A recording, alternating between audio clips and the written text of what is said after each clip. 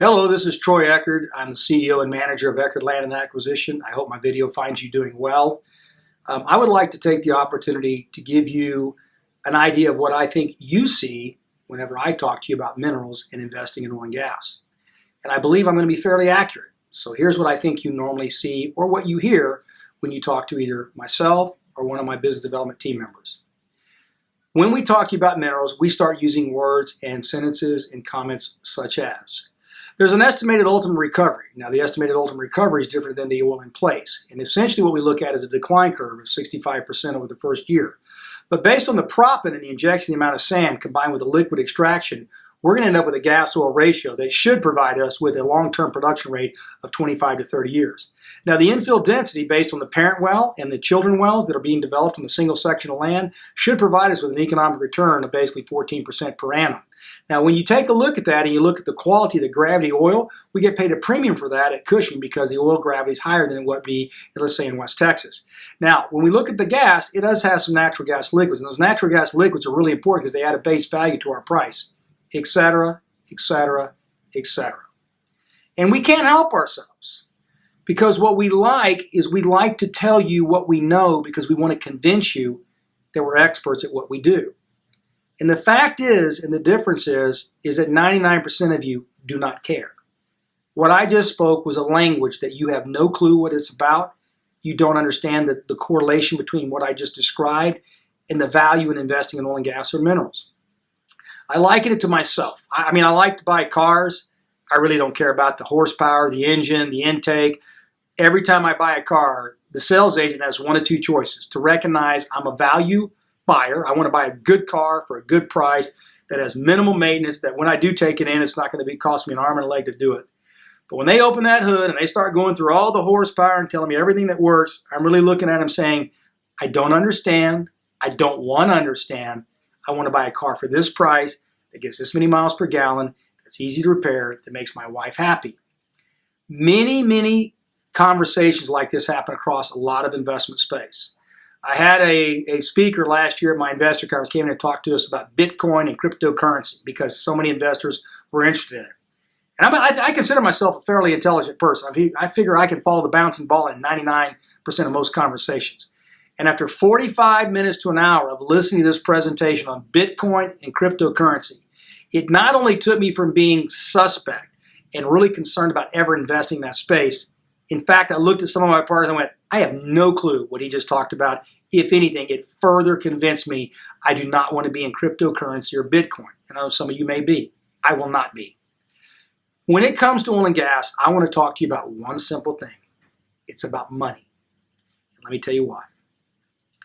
When you look at the minerals that Eckert Land and Acquisition actually pursues, we start off with the number one premise.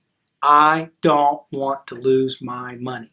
Number one, Troy Eckert, my team, our company, Eckert Land Acquisition, only buys minerals that, in our opinion, have virtually 100% probability of returning my invested capital. That's number one.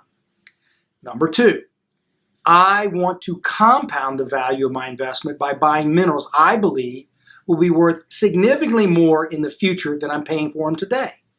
If I pay $12,000 an acre, I want to believe that based on the number of wells, the reserves in place, the type of wells being drilled, that there is a very high probability that that little $12,000 per acre mineral is probably going to be worth at least 1.5 to 5 times the value I paid for it today. I believe there's tremendous growth.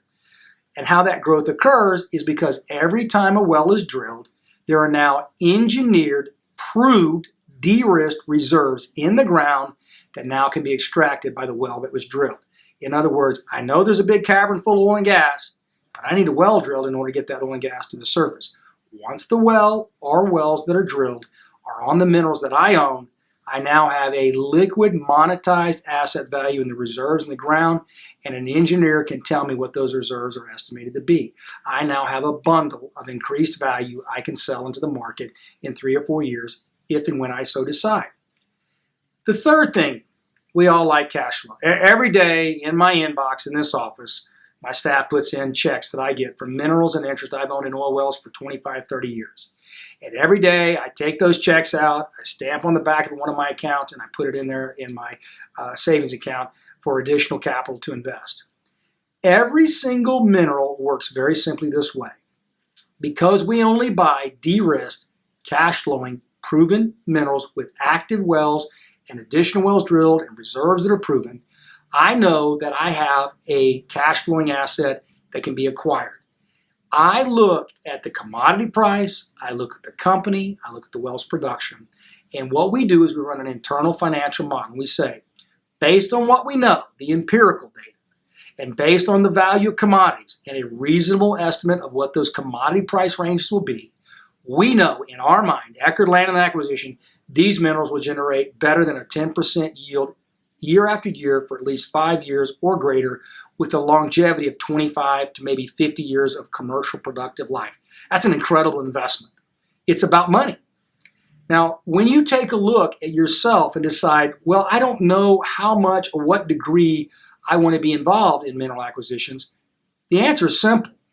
You take a look at your portfolio, you look at your stocks, your bonds, your real estate, your holdings, cash on hand, and you ask yourself, do I have money that I can put into a de-risked, proven, cash-flowing, low-risk, real piece of property with major billion-dollar tenants who pay me every single month? Do I have anything in my portfolio that's making less than 8, 9, 10% per annum? Do I have any money that is lazy money, underperforming, that could be put into a sector that has that kind of credibility, stability, proof of value, and virtually zero probability of losing my investment? And I can tell you, every one of you have lazy money in your portfolio. Now, many times when I do these videos, most of you know me, many of you have been my partners for years. Many of you also that have met me and become new partners say, well, Troy's just trying to sell minerals. I don't even know how to put into words to tell you it's not about selling you minerals. It's like I have found the treasure map. I have found the map to the mother lode of treasure. And I'm sharing it with other people that are like-minded like me. They have my net worth, they have my income, they have my investable capital.